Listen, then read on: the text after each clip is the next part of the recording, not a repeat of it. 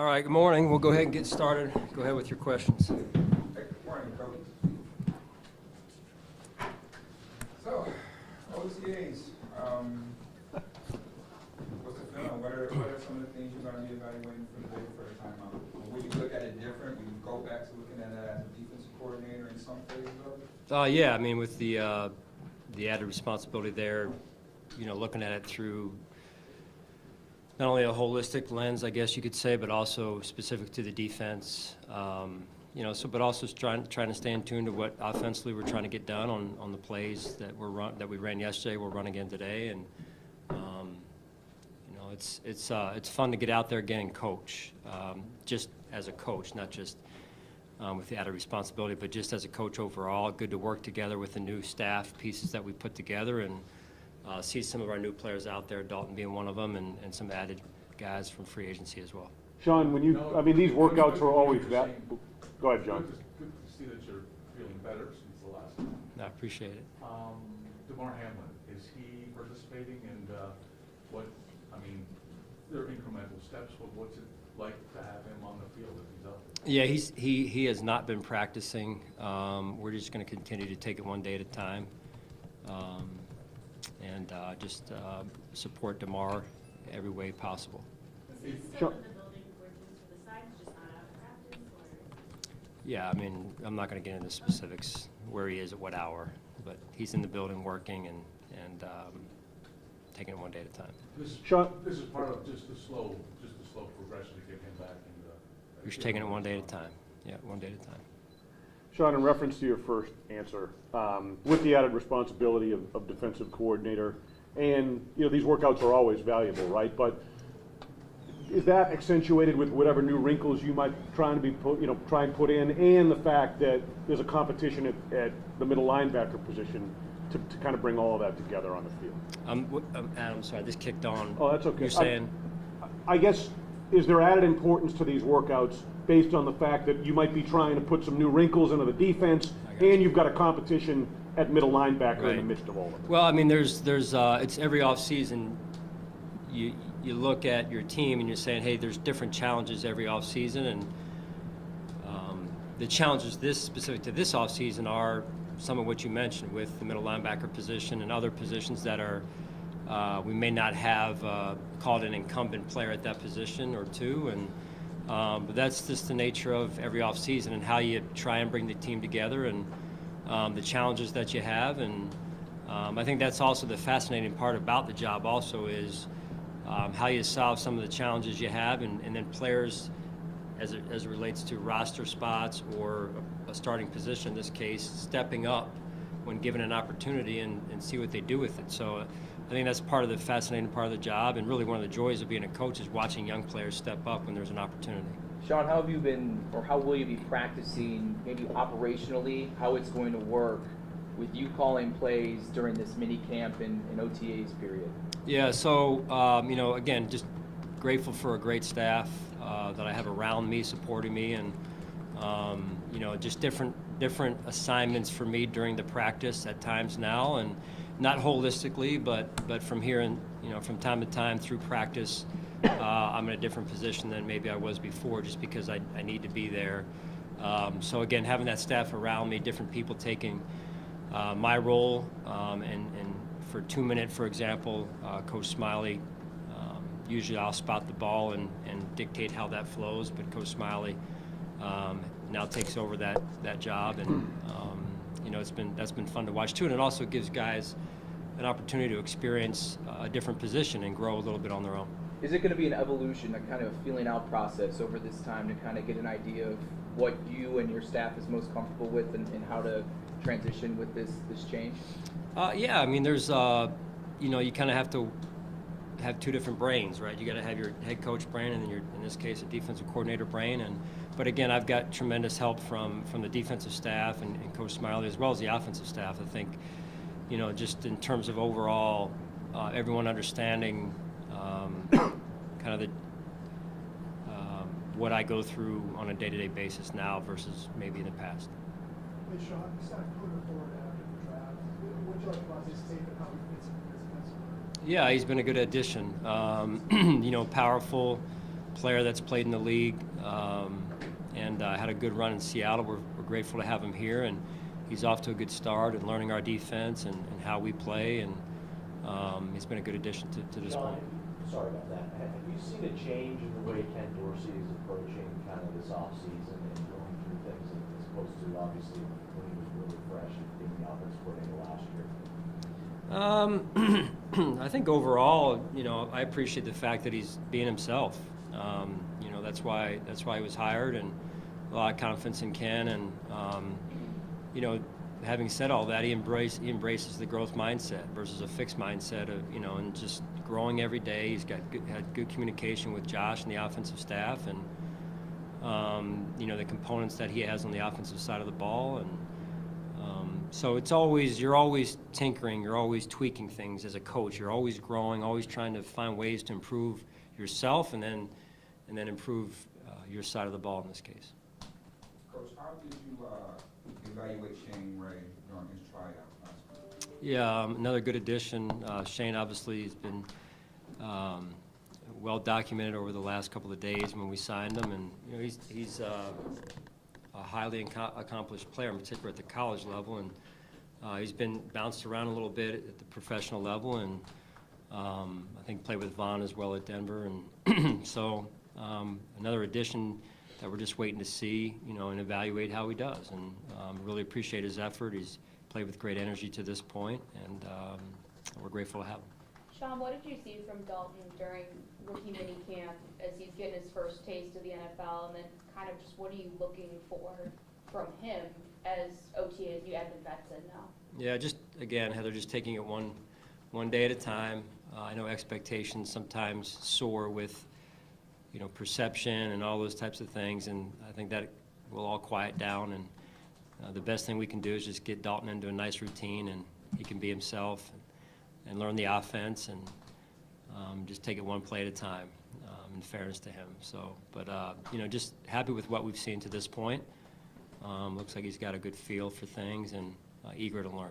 With Dorian Williams specifically, what did you like about him, and where kind of do you see him fitting?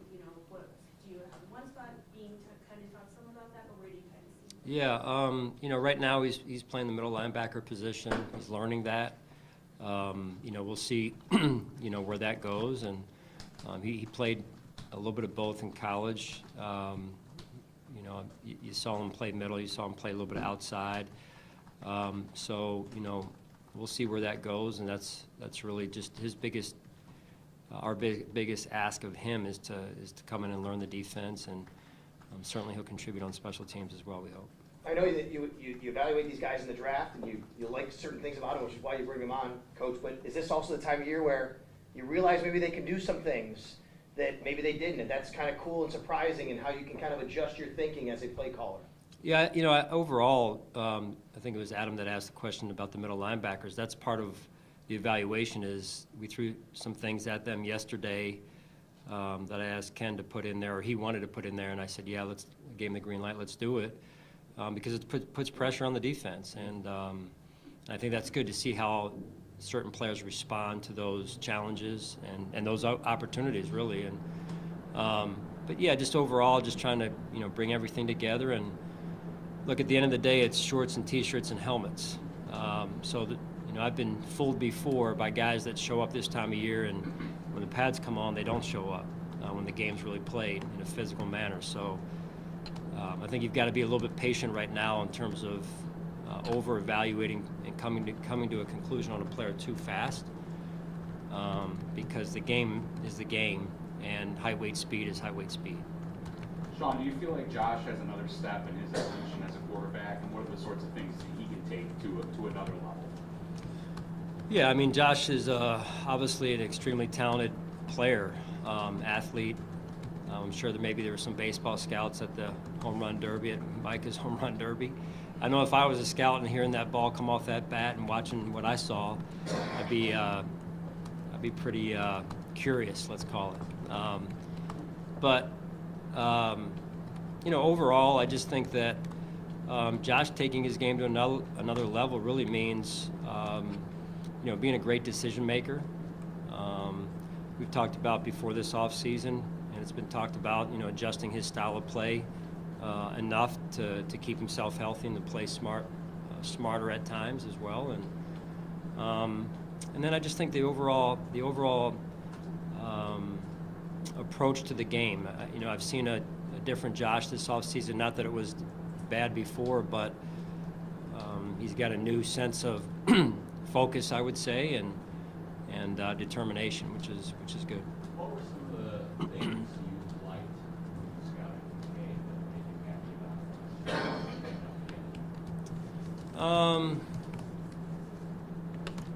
it? I'll just talk about really Dalton as a draft pick. I'm not going to talk about the trading up, and that's not for me to talk about. But in terms of the talent, the hands, the feel, the instincts. We talked about earlier about when I mentioned about playing the game versus shorts and T-shirts. That's how the game's played. Space, situationally aware. So he's got to earn all of it, right, at this level. But those are some of the things we saw in the time that he was at Utah there. How much did last season help shape the mold for this year's growth mindset? Say that again. How did last season help shape the mold for growth mindset going into this year? for the players that were with us last year, I would say there's carryover in terms of learning from, you learn from experience, right? But other than that, it's a new season, and we're looking ahead and not behind, and that's what you do every year is you look forward to what's ahead of us and the vision we have for our football team and the opportunities that are in front of us as well as the challenges. Sean, is Stephon Diggs here for OT? No. You mentioned Josh's renewed sense of focus. He also did earlier this offseason. Are you willing to provide any examples you've seen that may have been materializing on the field in terms of that renewed focus? Well, it's in fairness to Josh, it's kind of early. He didn't participate yesterday. He participated in part of it and then was not there the rest of it due to a personal commitment. So we'll see today in terms of what carries over onto the field specifically. But, I just think, again, his involvement in the offense, his feedback, his communication, it's always been there. But I think even a more involved approach in the offense and his dealings with Coach Dorsey and their communication and everything. So I think that can only be good for the situation. Sean, as you're getting reacclimated to, calling plays defensively, kind of managing that side of things, is there anything that you missed or that maybe brings back some memories about what you missed about kind of getting into the role in the first place? Yeah, I think most head coaches would tell you, and I had a chance to be with St. John Fisher's head coach yesterday, who I have a great deal of respect for, and he's been at this job 30-some years, and this is just year 7 for me. So you miss coaching. To me, the head coach's seat is a leadership seat, and that's all good, and I love that part of it. But what you miss the most is rolling up your sleeves and getting in with the players side by side and coaching and getting in that defensive room, in this case for me, and really getting down to the nth detail. And so I missed that, and it's good. It feels good to be back doing that again.